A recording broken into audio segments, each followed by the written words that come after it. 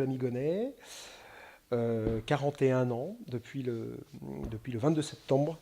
Voilà. Donc j'ai passé le cap de la quarantaine. Je suis marié depuis, on a fêté nos 10 ans. 3 enfants, Paul 8 ans, Alice 6 ans et Julie 3 ans et demi.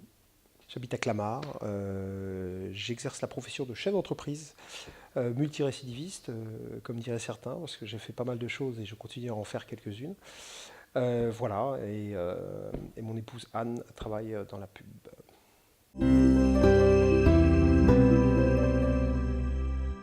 Il est difficile d'être heureux quand on ne vous a pas inculqué, je dirais, cette notion. C'est-à-dire que ça se décrète pas, on ne se décrète pas à 15 ans, tiens, je vais être heureux, je vais cultiver mon bonheur, etc. Moi, j'ai eu la chance d'être dans une famille avec des parents qui étaient souriants, de bonne humeur. Et donc, ça cultive l'optimisme. Et donc, de cultiver l'optimisme, ben, voilà. Moi, je suis naturellement souriant. Voilà. Je suis naturellement pas belliqueux. Je suis naturellement cool avec les gens. Alors, je n'ai pas forcément toujours été, mais voilà, je suis plutôt d'une nature enjouée, positive. Je vois plutôt le bon côté des choses plutôt que le mauvais. Je vois plutôt le bon côté des gens plutôt que le mauvais. C'est-à-dire, je pars du principe que, voilà, si on est cool avec les gens, si on est gentil avec les gens, on vous le rend. Donc moi, je suis d'une nature positive et ça, je reste persuadé que c'est une des recettes du bonheur.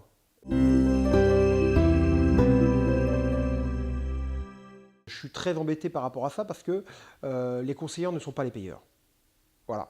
Et suivant cette vieille expression, donner des conseils aux autres, c'est très bien, mais sur des aspects notamment, alors sur des aspects financiers, je trouve qu'à la limite, oui, on peut aider, mais ce n'est pas le plus important. Et je trouve que l'aide aux autres, c'est-à-dire leur apporter des conseils, du soutien psychologique, c'est très délicat parce qu'on ne vit pas ce qu'ils vivent, on n'a pas le même caractère, on n'a pas le même état d'esprit. Donc je trouve que la plus belle aide qu'on peut faire, c'est déjà écouter l'autre. Voilà. Déjà écouter. Je trouve il faut se garder de donner des conseils. Compassion, pitié, on n'est pas loin quand même. Et donc, où est la limite, quoi? Est-ce qu'on fait les choses par pitié? Est-ce qu'on fait les choses par compassion? Est-ce qu'on fait les choses par sympathie?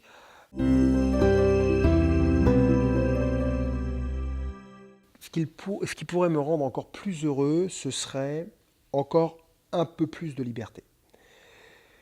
Aujourd'hui, je suis frustré. Quand je dis frustré, c'est pas frustré, ça ne veut pas dire stressé par ça. Hein. Frustré en disant j'ai encore des projets professionnels que je ne peux pas mettre en place. Je ne peux pas aller au bout de ces projets-là. Manque de moyens financiers. Si je pouvais en même temps prolonger la vie de mes proches, faire revenir quelques amis qui sont partis, voilà. Mais ça c'est compliqué. J'aimerais pouvoir, ouais, si on pouvait inventer le fait de faire revenir quelques-uns, ça me plairait bien, ouais. Ça me plairait bien.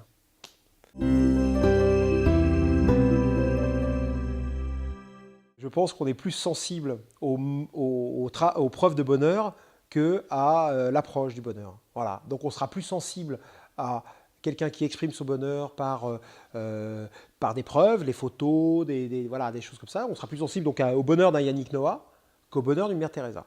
Voilà. Donc on est dans une société on est tous, entre guillemets, je dirais, conditionnés par ça. Moi le premier, hein. On est tous conditionnés par ça, par le fait de dire, on se laisse absorber par les images, parce qu'on nous montre par la façade des choses, et on n'a plus le temps, on n'a plus peut-être la construction intellectuelle d'aller voir derrière, d'aller voir l'invisible. Celui qui méritera d'être champion du bonheur, c'est celui qui aura le